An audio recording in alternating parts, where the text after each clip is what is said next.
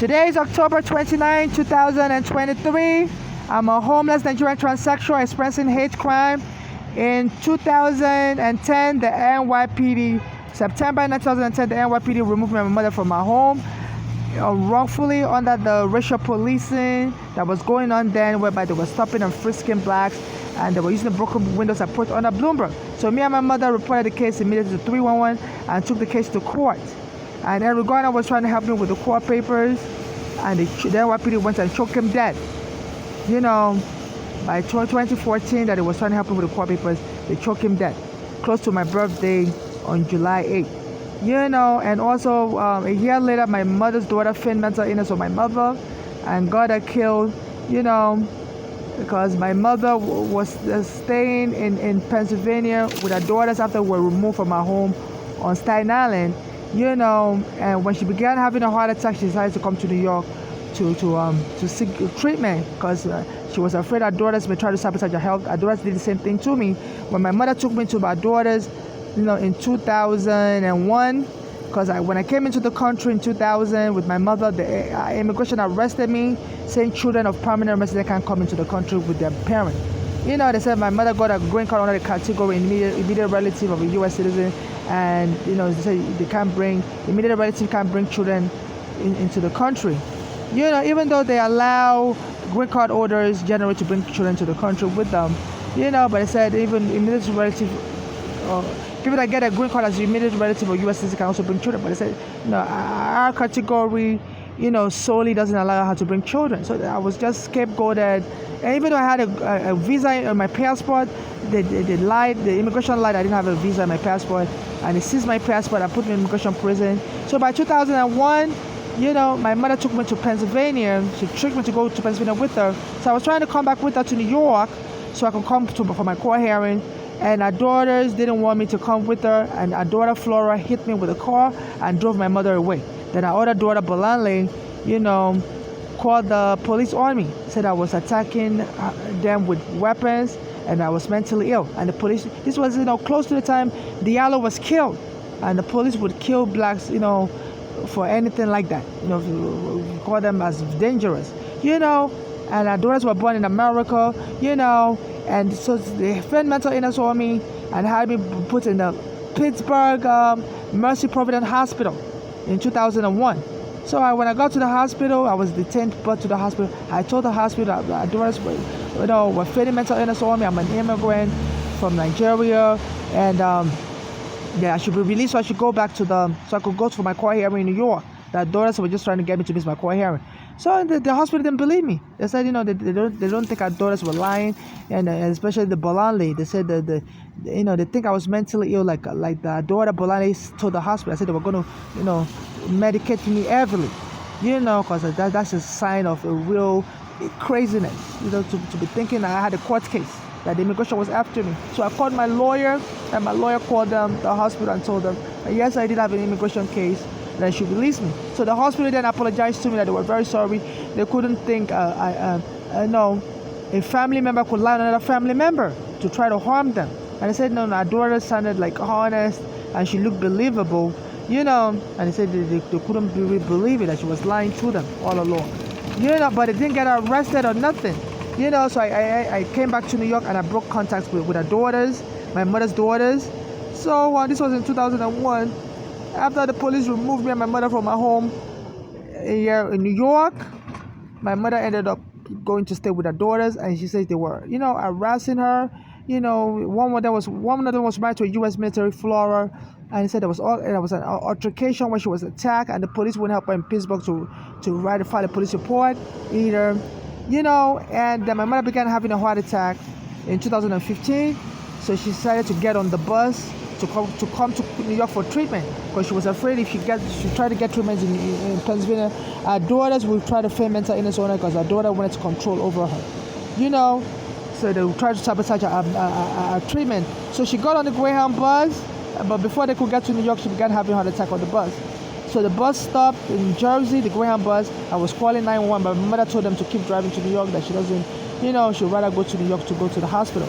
So by the time they landed in New York, my mother collapsed, you know, and they tried to get her to a private hospital, but the private hospital rejected her. They told her they took her to a public hospital instead.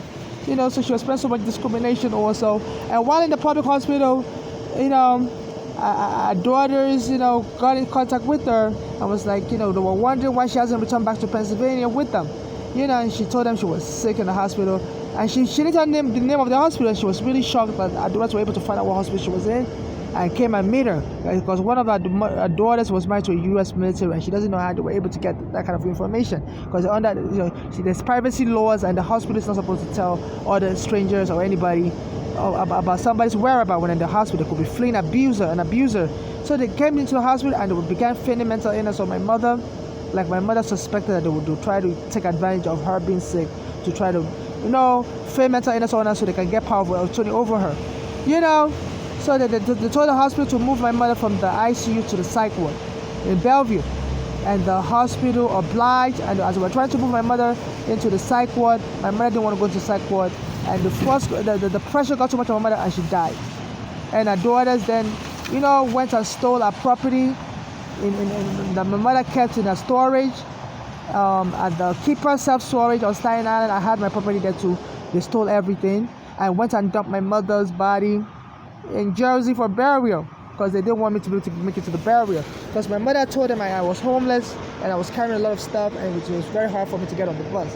So they kidnapped my mother's body. Without my permission, I went and buried her in Jersey. My mother never lived in New Jersey. She never even wanted to go to the hospital in Jersey. On the way to New York, she was already having heart attack in Jersey. And the Greyhound bus was going to pull over in Jersey, and she told the Greyhound bus to keep driving to New York because she didn't want to be in Jersey. She never lived there, and her daughters never lived in Jersey, and they went and dumped her body there just to kidnap her so I wouldn't be able to get to the burial. Because my mother told them I always carry a lot of stuff, and it's always hard for me to get on the bus and train. So they thought that was very good, to try to deny me access to the burial. They were born in the United States, and I guess they were proficient in American English, and my mother was a foreigner, so they were able to manipulate the hospital to abuse my mother and dump her in the psych ward.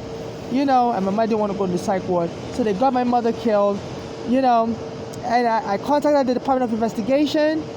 The Department of Investigation wouldn't help me, so I filed a lawsuit against the hospital.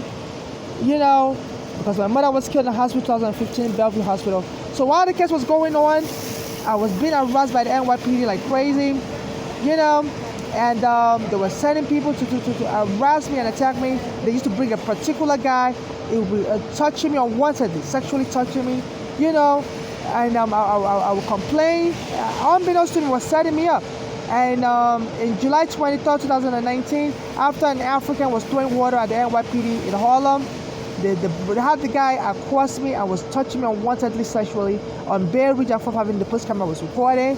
So I was complaining. I told him to stop doing that, and the police came and knocked me down and put their nail on my neck. And bystanders were recording as I couldn't breathe. I have the video on my YouTube right now. So I couldn't breathe, and the police went and dumped me at the nearby NYU Psychiatric Hospital and left my belongings on the sidewalk. I had my green card. They left everything on the sidewalk, so everything was stolen from me. While I was in the NYU Psychiatric Hospital, some of the staff were shouting "Me Too" and were laughing. Because at that time, I was trying to get a lawyer. No lawyer in America would help me. I even contacted the Me Too lawyer to help me. I told them, go right already. I told them that the NYPD took my home and sexually harassed me. And my friend Eric Garner was trying to help me with the court papers in 2014 when the NYPD choked him dead.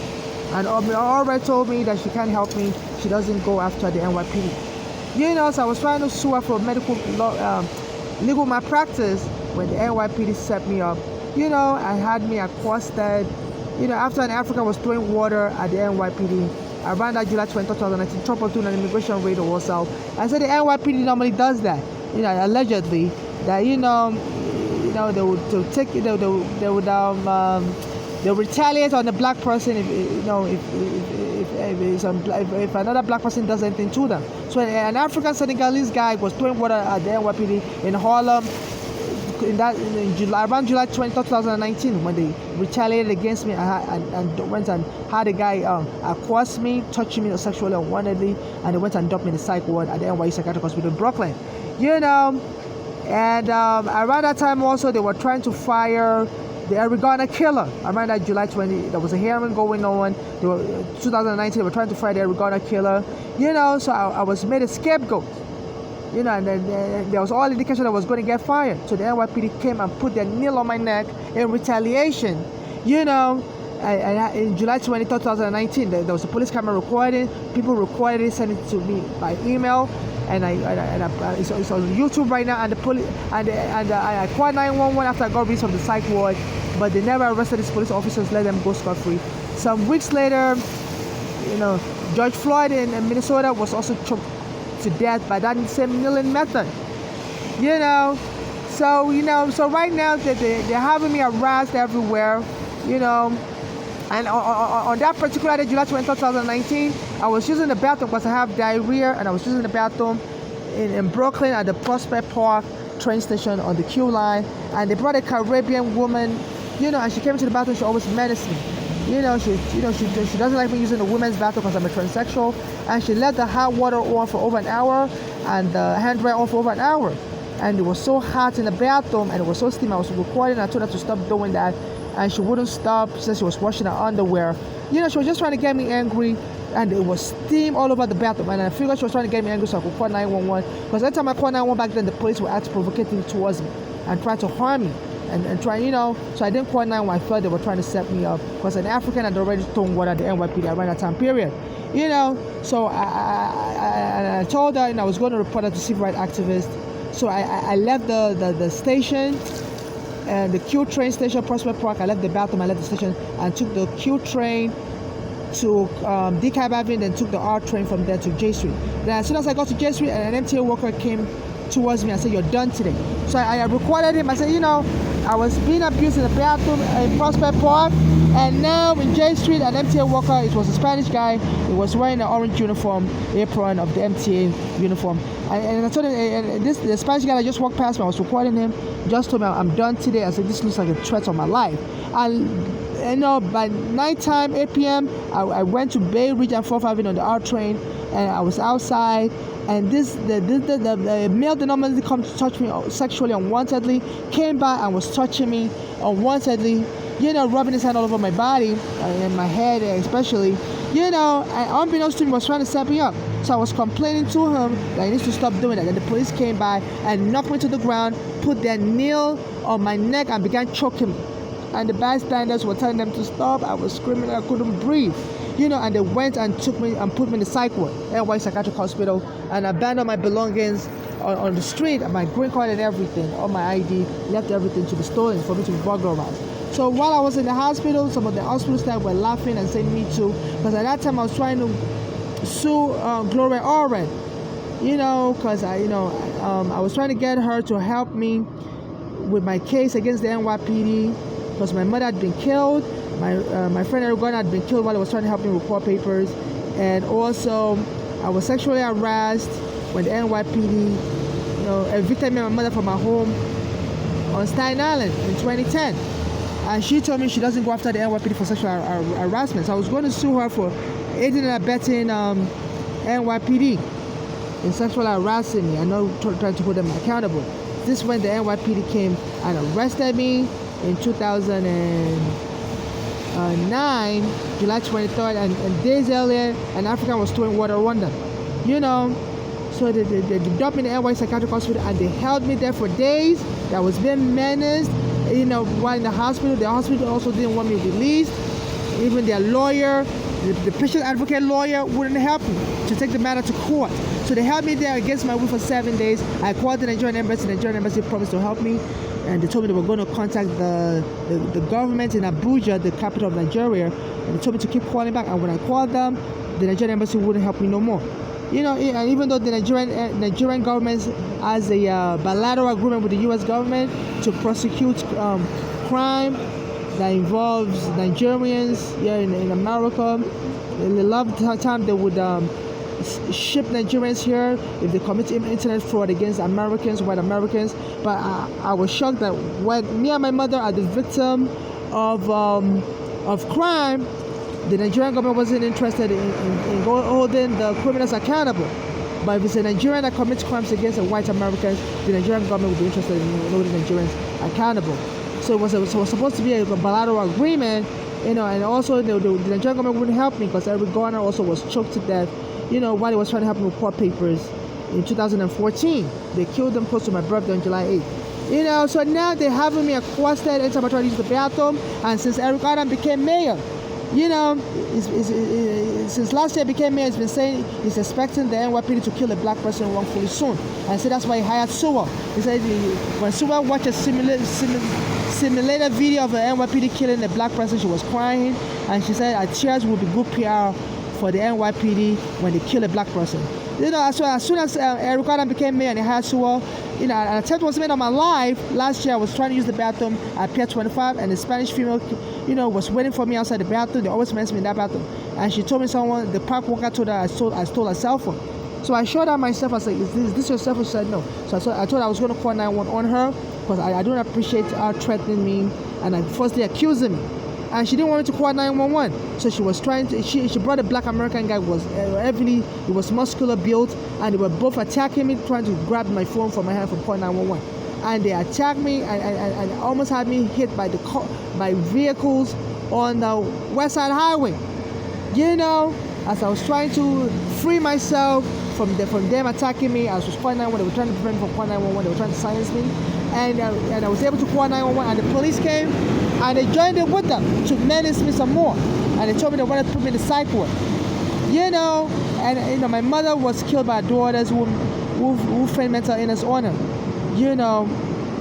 And I was trying to get justice for my mother in 2000.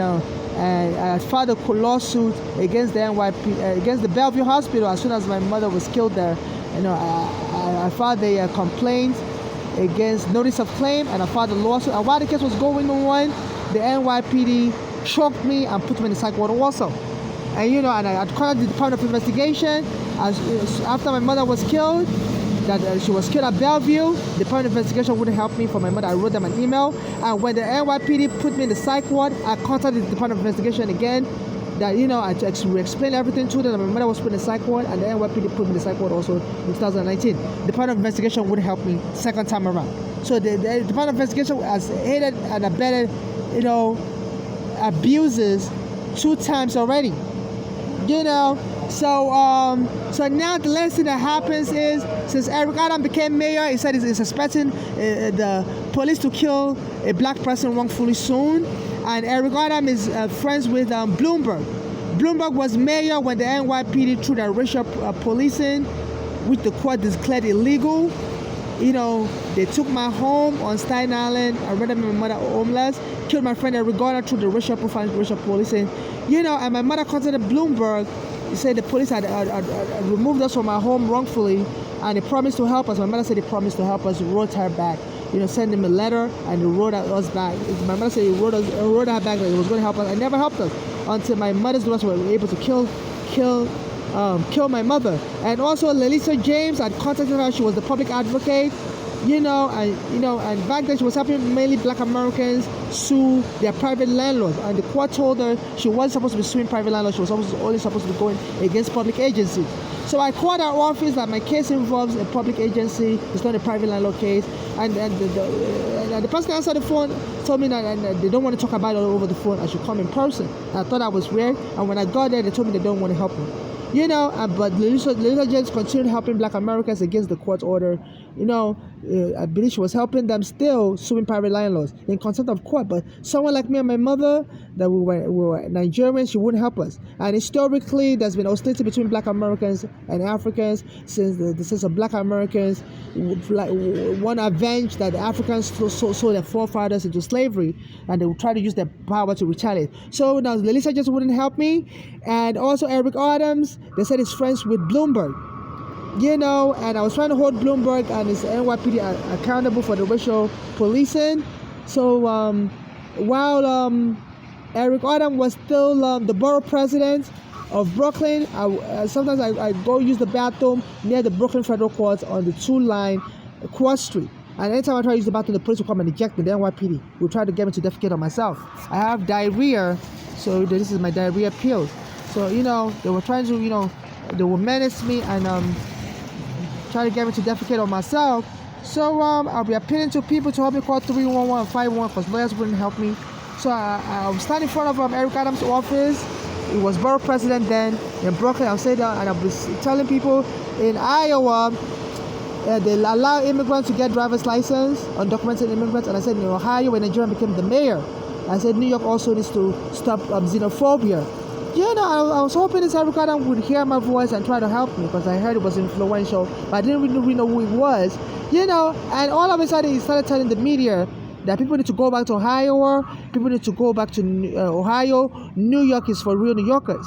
So it was referencing what I was saying. I was using it against me. And back then when I tried to use the bathroom for 40th Street on the airline, they would menace me also, and they were putting graffiti. They were hiring people to menace me. Maybe I don't know whether they're undercover agent or civilian thugs, and they would put graffiti in the bathroom. They would leave the bathroom unflushed for many, many months.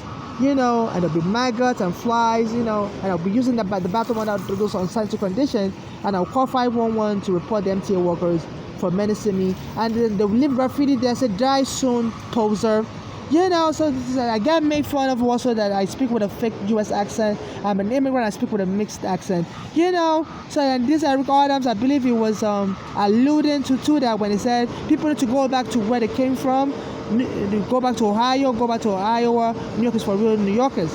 And he said Bloomberg sponsored him to become the mayor. He's friends with Bloomberg. And as soon as he became mayor, this Eric Adams last year said he was expecting the NYPD to kill a black person soon. And he ordered the NYPD to be removing homeless like me into the psych ward. And last year there was an attempt made on my life. As soon as Eric Adams became mayor, he hired Sue. I said the reason why he hired Sue was because when the NYPD kills a black person, he said she would cry. Like she cried while watching the simulated video during the interview. And said that their tears would be good for the PR. Like the power of suggestion, like Trump was allegedly charged with inciting January 6th. And this Eric Adams was able to say all this stuff. And there was an attempt made on my life last year as soon as I hired Sewell as police commissioner. So I was accosted in the bathroom by some Spanish female. They said as soon as the news broke out that a Spanish female had attacked a black American male, 12 years old, a young kid, and accused them of stealing a cell phone. I was started to beat him up, and the father of the boy had to save the boy, and they arrested that Spanish female. As soon as I tried to use the bathroom at Pier 25 around that period, this Spanish female came and attacked me. So told me that the park worker told them that I told her I had stolen a cell phone, and she brought a muscled black American male, and they were about to jump me, and so I was trying to escape from them. I was calling 911. They almost got cause to hit me. As I was trying to move away from that, they were about to jump me and steal my phone also. So I eventually called 911, and the police came and began joining them in menacing me, told me they're not going to take my police report, and they want to put me in the psych ward. So I called 911 back, and the 911 transferred me to the IAB. The IAB refused to answer my phone call and transfer me to the voicemail. I left the voicemail, the IAB didn't call me back. Internal Affairs Bureau of the police department. So right now I'm being menaced. I've been having diarrhea in the past 24 hours. I tried to use the bathroom at the Staten Island Ferry. Today around 5 a.m., the black American worker there, janitor, was menacing me. He always menacing me. He always called me nigger. I'm a Nigerian. He wouldn't let me use the bathroom. And I had other black Americans also to attack me when I tried to use the bathroom here in Washington Market Park. And at Pier 25, and they would try to jump me. And even some of the black American workers at the Washington Market Park, the female would be calling me crazy, and they'll be calling police on me and menacing me. Like this, Eric Adams told people that he wants all the homeless removed into the psych ward. And I also contacted Eric Adams because he said people should contact him if they have a problem.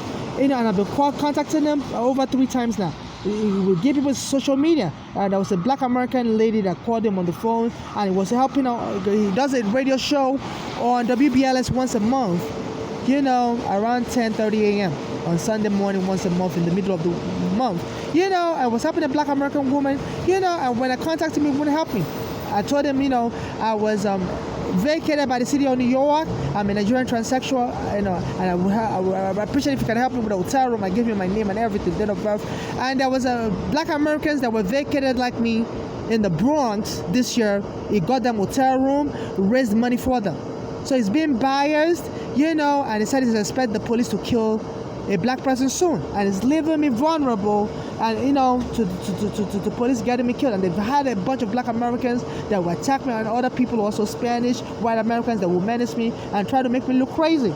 And they've already been put in a psych ward in 2019. And the police put their nail on my neck. And right now, when I try to use the bathroom elsewhere, like at the World Trade Center, where they have the Port Authority police, they have signage there that don't let hate ride the train, and the Port Authority police will menace me in the bathroom. And I believe they're sarcastically referring to me as hate, because my birthday is July 8th. They killed Eric Garner. The NYPD killed Eric Garner close to my birthday in July 8th, in July 2014. They killed him July 17th. So when the same people that are engaged in gang violence like that use code words to try to invade detection by the law enforcement or other law enforcement or by the courts. So so the Port Authority Police Association, a lot of them are former NYPD, are sponsoring signage all over Port Authority stations like the World Trade Center and like the Grand at the Port Authority station in 42nd Street also. Say don't let it ride the train. And anytime I try to use the bathroom, the Port Authority police will join in with the black American janitors and will eject me from the bathroom. And when I try to complain this is hate crime and stuff, I'm a transsexual, I'm being menaced in the female bathroom, they won't let me use they won't help me. So I'm being menaced. And HOCHUL also put the National Guards at the World Trade Center, and there was a snowstorm in Albany. They said a black American froze to death. A black American nurse, she was coming back from work and she got stuck in a snowstorm, and she called 911. They told her to wait, and then they were going to bring somebody to help her. But the HOCHUL left a lot of this National Guard here in World Trade Center, so there was nobody to help her. And they didn't understand why HOCHUL left this National Guard in the World Trade Center instead of moving them to upstate. And normally they have been menaced in the World Trade Center. Some of the National Guards soldiers will come into the bathroom with me, with their gun, with their weapon, and they create a very hostile environment. And some of the janitors reject me.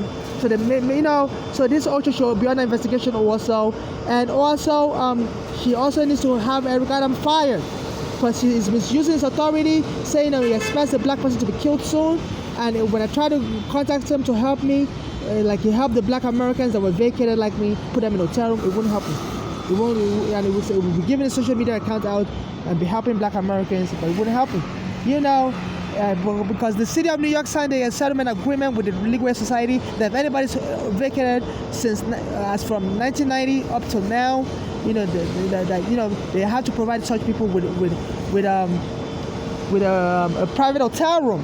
So they didn't provide me a private hotel room, and my mother was killed by her daughters because we couldn't get any place to stay here in New York, and she went to stay with her daughters, and her daughters took advantage of her vulnerability and failed mental illness on her and got her killed. So Bloomberg, should be held accountable also, and his friend Eric Adams, and they said he's sponsored to become mayor, and they've created this hostile environment where this Eric Adams became mayor, has created a hostile environment and said he wants all the other homeless people moved into psych ward, and he secretly or he helps black Americans to get out of the street.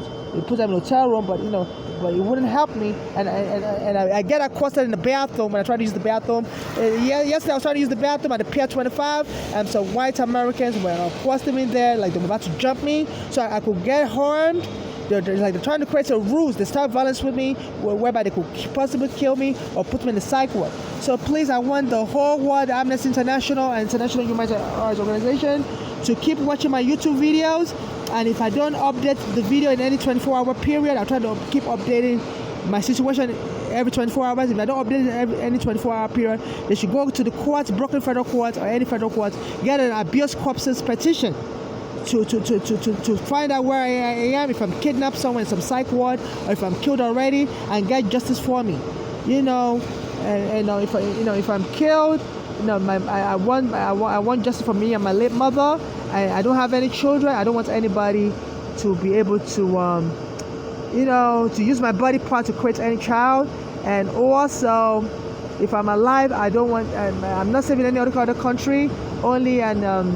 I'm only saving the United States. And also, my body part shouldn't be given to anybody for procreation purposes. And also, please, I want the international community and Amnesty International and all these human rights groups to keep monitoring my situation and help me raise awareness with the media. I'm being set up, I'm being accosted, I'm being done access to the bathroom. They're using black Americans to jump me and other people to jump in the bathroom. And the Brooklyn Federal Court has to issue a contempt of court order against this Eric Adams and against the police department for using all kinds of means to accost me and racial profile me and contact me in the bathroom.